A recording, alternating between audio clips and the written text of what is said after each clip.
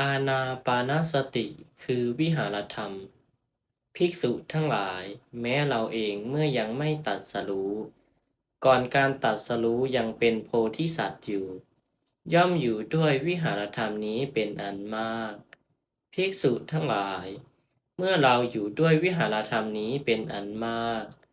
กายก็ไม่ลำบากตาก็ไม่ลำบาก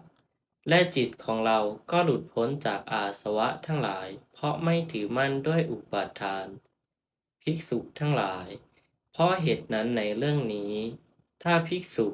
ปรารถนาว่ากายของเราไม่พึงลำบากตาของเราไม่พึงลำบากและจิตของเราพึงหลุดพ้นจากอาสวะทั้งหลายเพราะไม่ถือมั่นด้วยอุปาทานดังนี้แล้วไซร้อานาปานสติสมาธินี่แหละ